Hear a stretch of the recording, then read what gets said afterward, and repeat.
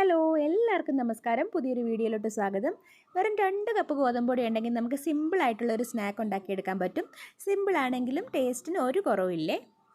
ഗോതമ്പ് പൊടിയും പിന്നെ നമ്മൾ അടുക്കളയിൽ ഡെയിലി നമ്മൾ ഉപയോഗിച്ചുകൊണ്ടിരിക്കുന്ന കുറച്ച് നോർമലായിട്ടുള്ള ഇൻഗ്രീഡിയൻസ് മാത്രം മതി ഇതുണ്ടാക്കിയെടുക്കാൻ. കുട്ടികൾക്കും മുതിർന്നവർക്കും ഒരുപോലെ ഇഷ്ടപ്പെടുന്ന ഒരു സിമ്പിളായിട്ടുള്ളൊരു സ്നാക്കാണിത്. വൈകുന്നേരം ചായ തിളയ്ക്കുന്ന സമയത്തേക്ക് നമുക്ക് വളരെ പെട്ടെന്ന് ഉണ്ടാക്കിയെടുക്കാൻ പറ്റുന്ന വെറും 20 മിനിറ്റിൽ ഉണ്ടാക്കിയെടുക്കാൻ പറ്റുന്ന ഒരു സ്നാക്കിൻ്റെ റെസിപ്പിയാണിത്. പിന്നെ സ്കൂൾ വിട്ട് വരുന്ന കുട്ടികൾക്ക് കൊടുക്കാനും അതുപോലെ തന്നെ അവർക്ക് സ്കൂളിലേക്ക് സ്നാക്കായിട്ട് കൊടുത്തു വിടാനൊക്കെ പറ്റിയൊരു കിടിലൻ റെസിപ്പിയാണ്. അപ്പോൾ എല്ലാവരും ഒന്ന് കണ്ടു നോക്കണം. കണ്ടു നോക്കിയിട്ട് നിങ്ങൾക്ക് ഇഷ്ടപ്പെടുവാണെങ്കിൽ ഫീഡ്ബാക്ക് ഒന്നും അറിയിക്കാൻ മറക്കരുത്. ചാനൽ സബ്സ്ക്രൈബ് ചെയ്യാനും മറക്കരുത്. അപ്പം നമുക്ക് നമ്മുടെ സ്നാക്ക് എങ്ങനെ ഉണ്ടാക്കുന്നതെന്ന് കണ്ടു നോക്കാം. അപ്പം നമ്മുടെ സ്നാക്ക് ഉണ്ടാക്കാൻ വേണ്ടിയിട്ട് ഞാനൊരു ബൗളിലോട്ട് 2 കപ്പ് ഗോതമ്പ് പൊടി ചേർത്ത് കൊടുത്തിട്ടുണ്ട്. ഗോതമ്പ് പൊടി ചേർത്ത് കൊടുത്തതിന് ശേഷം നമുക്ക് വേണ്ടുന്നത് റവയാണ്. റവയും ഞാനൊരു 2 ടേബിൾ സ്പൂണാണ് ചേർത്ത് കൊടുക്കുന്നത്. നമ്മുടെ ആ സ്നാക്ക് ഒന്നുകൂടെ ഒന്ന് ക്രിസ്പി ആയി കിട്ടാൻ വേണ്ടിയിട്ടാണ് റവ ചേർത്ത് കൊടുക്കുന്നത്. ഇനി നമുക്കിതിലോട്ട് ആവശ്യത്തിന് ഉപ്പ് ചേർത്ത് കൊടുക്കാം. പിന്നെ വേണ്ടുന്നത് ജീരകമാണ്. ഞാനൊരു 1 ടീസ്പൂൺ ജീരകം ചേർത്ത് കൊടുത്തിട്ടുണ്ട്. ഇനി നമുക്ക് അയമോദകം ചേർത്ത് കൊടുക്കണം. അയമോദകം ഞാനൊരു 1/4 ടീസ്പൂണാണ് ചേർത്ത് കൊടുക്കുന്നത്. നമുക്ക് വേണമെങ്കിൽ ഒരു 1/2 ടീസ്പൂണോളം ചേർത്ത് കൊടുക്കാവുന്നതാണ്. എൻ്റെ മക്കൾക്ക് അതിൻ്റെ ടേസ്റ്റ് അധികം ഇഷ്ടമല്ല, അതുകൊണ്ടാണ് ഞാൻ 1/4 ടീസ്പൂൺ ചേർത്ത് കൊടുത്തിട്ടുള്ളത്. ഇനി വേണ്ടത് കസൂരി മേത്തിയാണ്. കസൂരി മേത്തി ഞാനൊരു ടേബിൾ സ്പൂൺ എടുത്തിട്ട് കയ്യിലിട്ടൊന്ന് തിരുമിയിട്ടാണ് ചേർത്ത് കൊടുത്തിട്ടുള്ളത്. ഇനി നമുക്ക് ഒരു നെയ്യാണ് ചേർത്ത് കൊടുക്കേണ്ടത്. ഞാനൊരു നെയ്യ് ഒരു 2 ടേബിൾ സ്പൂൺ എടുത്തിട്ട് ലൈറ്റായിട്ടൊന്ന് ചൂടാക്കിയിട്ടുണ്ട്. എന്നിട്ട് ചൂടാക്കിയ നെയ്യ് കൂടി അതിലോട്ട് ചേർത്ത് കൊടുത്തിട്ടുണ്ട്.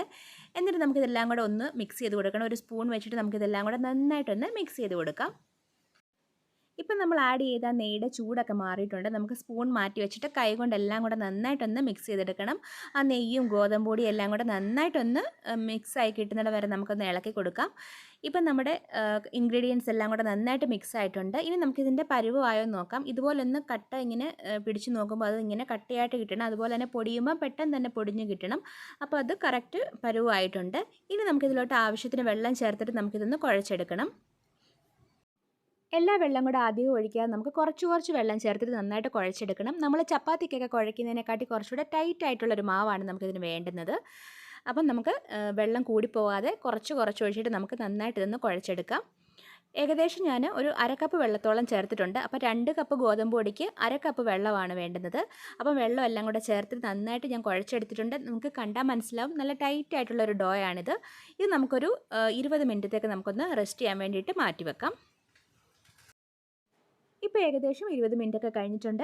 നമുക്ക് മൂടി ഒന്ന് തുറന്ന് നോക്കാം. നമ്മുടെ മാവൊക്കെ നന്നായിട്ട് സോഫ്റ്റായി കിട്ടിയിട്ടുണ്ട്. ഇനി നമുക്കിത് ഒന്നുകൂടി കൈവച്ച് നന്നായിട്ട് ഒന്നുകൂടി ഒന്ന് കുഴച്ചെടുക്കാം. എന്നിട്ട് നമുക്കിതിനകത്ത് നിന്ന് ചെറിയൊരു പോർഷൻ എടുക്കണം. ചെറിയ പോർഷൻ എടുത്തിട്ട് നമുക്ക് കയ്യിൽ വെച്ചിട്ട് ഒന്നുകൂടി നന്നായിട്ട് ഇതുപോലെ ഒന്ന് ഉരുട്ടിയെടുക്കണം. എന്നിട്ട് നമുക്കൊരു ചപ്പാത്തി പലകയിലോട്ട് അത് വെച്ച് കൊടുക്കാം. എന്നിട്ട് നമുക്കിതൊന്ന് കൈ കൊണ്ട് ഇങ്ങനെ ഒന്ന് പ്രസ് ചെയ്ത് കൊടുത്തിട്ട് നമുക്കിതൊന്ന് പരത്തിയെടുക്കണം. ഇങ്ങനെ മാവ് ഒന്ന് കൈകൊണ്ട് പ്രസ് ചെയ്തതിന് ശേഷം നമുക്ക് ചപ്പാത്തിയുടെ കോല് വെച്ചിട്ട് നമുക്കിതൊന്ന് പരത്തിയെടുക്കാം. പരത്തിയെടുക്കാനൊക്കെ ഇച്ചിരി പാടായിരിക്കും. ടൈറ്റ് ആയിട്ടുള്ള മാവായതുകൊണ്ട് കുറച്ച് ബുദ്ധിമുട്ടിയാണ് പരത്തിയെടുക്കുന്നത്. പക്ഷേ നമ്മളത് ഒരുപാട് ലൂസ് ആക്കുകയാണെങ്കിൽ നമ്മുടെ സ്നാക്ക് ഉണ്ടാക്കിയെടുക്കുമ്പോൾ അത് പൂരി ഒക്കെ ഉണ്ടാക്കിയെടുക്കുന്ന പോലെ ആയിപ്പോവും. അതുകൊണ്ട് നമ്മൾ പ്രത്യേകം ശ്രദ്ധിക്കണം. ടൈറ്റ് ആയിട്ടുള്ളൊരു മാവാണ് നമ്മുടെ സ്നാക്ക് ഉണ്ടാക്കാനായിട്ട് ആവശ്യമുള്ളത്. അപ്പം ഞാൻ ആ ബോൾ എടുത്തത് ഒന്ന് പരത്തിയെടുത്തിട്ടുണ്ട്. ഒരുപാട് കട്ടി കുറയ്ക്കേണ്ട. ഏകദേശം ഇത്രയും ഒരു തിക്നെസ് വേണം. ഇത് തിക്നെസ് കുറയാൻ പാടില്ല. ഇനി നമുക്ക് ഒരു കുക്കി കട്ടർ വല്ലതും വെച്ചിട്ട് നമുക്കിതൊന്ന് കട്ട് ചെയ്തെടുക്കണം. ഇപ്പോൾ എൻ്റെ കയ്യിൽ ഇല്ലാത്തതുകൊണ്ട് ഞാനൊരു പാത്രം വെച്ചിട്ട് ഇതൊന്ന് കട്ട് ചെയ്തെടുക്കുവാണ്. അപ്പം ഞാൻ 2 എണ്ണം ഇങ്ങനെ റൗണ്ട് ഷേപ്പിൽ കട്ട് ചെയ്തെടുത്തിട്ടുണ്ട്. ഇപ്പോൾ ഞാൻ 2 എണ്ണം ഇതുപോലെ കട്ട് ചെയ്തെടുത്തിട്ടുണ്ട്. ഇനി നമുക്കൊരു ഫോർക്ക് ഉപയോഗിച്ച് ഇതുപോലെ ഒന്ന് കുത്തി കൊടുക്കണം. ഞാൻ എല്ലായിടത്തും ഇങ്ങനെ കുത്തി കൊടുക്കുന്നുണ്ട്. ഇങ്ങനെ കുത്തി കൊടുക്കുകയാണെങ്കിൽ നമ്മൾ ഇത് ഫ്രൈ ചെയ്തെടുക്കുന്ന സമയത്ത് ഇത് കൊമളിക്കത്തില്ല. കൊമളിച്ച് കഴിഞ്ഞാൽ പൂരിയുടെ കൂട്ടൊക്കെ ആയിപ്പോവും. അപ്പം ക്രിസ്പി ആയിട്ട് കിട്ടത്തില്ല അധികം. അപ്പം നമ്മൾ ഇങ്ങനെ ഒന്ന് എല്ലാ സ്നാക്ക് ഉണ്ടാക്കിയെടുക്കുന്നതിന് മുമ്പ് ഞാൻ ഇങ്ങനെയൊന്ന് കുത്തിയെടുക്കുന്നുണ്ട് ഫോർക്ക് ഉപയോഗിച്ചിട്ട്. അപ്പം ഞാൻ എല്ലാം പരത്തിയെടുത്തിട്ട് ഇതുപോലെ വട്ടത്തിൽ കട്ട് ചെയ്തെടുത്തിട്ടുണ്ട്. അതുപോലെ തന്നെ എല്ലാം ഒന്ന് കുത്തിയെടുത്തിട്ടുണ്ട് ഇതുപോലെ. ഇനി ഞാൻ ഒരു പാത്രത്തിൽ ഓയിൽ ഒഴിച്ചിട്ട് ഫ്ലെയിം ഓൺ ചെയ്ത് വെച്ചിട്ടുണ്ടായിരുന്നു. എണ്ണയൊക്കെ നന്നായിട്ട് ചൂടായി കിട്ടിയിട്ടുണ്ട്. ഇനി നമുക്ക് ഓരോ വട്ടത്തിൽ മുറിച്ച അതും സ്നാക്കും നമുക്കതിലോട്ട് ഇട്ട് കൊടുക്കാം. എന്നിട്ട് നമുക്ക് ആദ്യത്തെ ഒരു 2 മിനിറ്റ് ഹൈ ഫ്ലെയിമിലിട്ട് നമുക്കിതൊന്ന് ഫ്രൈ ചെയ്തെടുക്കണം. പ്രത്യേകം ശ്രദ്ധിക്കണം, നമ്മളിത് ഒരുപാട് നേരം ഹൈ ഫ്ലെയിമിൽ ഇടാൻ പാടില്ല. ആദ്യത്തെ ഒരു 2 മിനിറ്റ് മാത്രം ഹൈ ഫ്ലെയിമിൽ ഫ്രൈ ചെയ്താൽ മതിയാകും. ഒരുപാട് നേരം നമ്മളിത് ഹൈ ഫ്ലെയിമിലിട്ടാൽ നമ്മുടെ സ്നാക്കിൻ്റെ മുകൾ വശം അങ്ങ് കരിഞ്ഞു പോകാനും ഇടയുണ്ട്. അതുപോലെ അകവശം വെന്തും കിട്ടത്തില്ല. അപ്പോൾ നമുക്ക് ഞാനിപ്പം 2 മിനിറ്റ് കഴിഞ്ഞിട്ടുണ്ട്. ഞാനിത് മീഡിയം ഫ്ലെയിമിലോട്ട് മാറ്റിയിട്ടുണ്ട്. മീഡിയം ഫ്ലെയിമിലിട്ട് നമുക്കിത് മറിച്ചും തിരിച്ചുവിട്ട് നമുക്കിതൊന്ന് ഫ്രൈ ചെയ്തെടുക്കാം.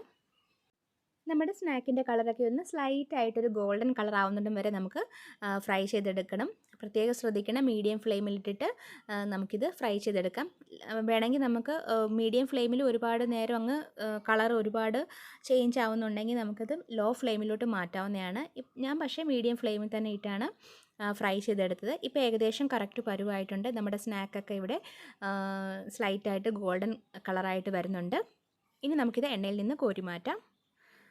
നോക്കിക്കേ, നമ്മുടെ സ്നാക്ക് ഇവിടെ റെഡിയാണ്. നല്ല ഗോൾഡൻ കളറിലുള്ള സ്നാക്ക് ഇവിടെ റെഡിയാക്കിയിട്ടുണ്ട്. ഇനി നമുക്ക് അടുത്ത ബാച്ചും കൂടി ഇട്ട് കൊടുത്തിട്ട് ഇതുപോലെ തന്നെ നമുക്കൊന്ന് ഫ്രൈ ചെയ്തെടുക്കാം. അപ്പോൾ ഞാൻ നമ്മുടെ ഗോതമ്പ് പൊടി വെച്ചിട്ടുള്ള സ്നാക്ക് ഇവിടെ എല്ലാം റെഡിയാക്കി എടുത്തിട്ടുണ്ട്. ഒരു അരമണിക്കൂറിനുള്ളിൽ തന്നെ എല്ലാം റെഡിയാക്കി കിട്ടും കേട്ടോ. വളരെ എളുപ്പമാണ്, അതുപോലെ തന്നെ വളരെ ടേസ്റ്റി ആയിട്ടുള്ളൊരു റെസിപ്പിയാണിത്.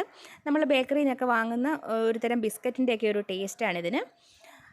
അപ്പോൾ എല്ലാവരും ഇതൊന്ന് ട്രൈ ചെയ്ത് നോക്കണം. വെറും 2 കപ്പ് ഗോതമ്പ് പൊടി കൊണ്ടാണ് ഉണ്ടാക്കിയെടുത്തേക്കുന്നത്. കുട്ടികൾക്കൊക്കെ സ്നാക്കായിട്ട് കൊടുത്തുവിടാൻ, സ്കൂളിൽ കൊടുത്തുവിടാൻ പറ്റിയൊരു റെസിപ്പിയാണിത്. അധികം സമയമൊന്നും എടുക്കത്തില്ല. രാവിലെ ആണെങ്കിൽ നമുക്ക് പെട്ടെന്ന് തന്നെ ഉണ്ടാക്കിയെടുക്കാൻ പറ്റുന്നതാണ്.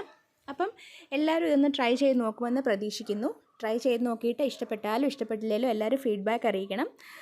ഫീഡ്ബാക്ക് അറിയിക്കുമ്പം നിങ്ങൾ അതുപോലെ തന്നെ നിങ്ങളുടെ ചാനൽ സബ്സ്ക്രൈബ് ചെയ്തിട്ടില്ലെങ്കിൽ ഒന്ന് സബ്സ്ക്രൈബ് ചെയ്തേക്കണേ. പിന്നെ നിങ്ങളുടെ ഫാമിലിക്കും ഫ്രണ്ട്സിനും ഒക്കെ ഷെയർ ചെയ്ത് കൊടുക്കാനും മറക്കരുത്.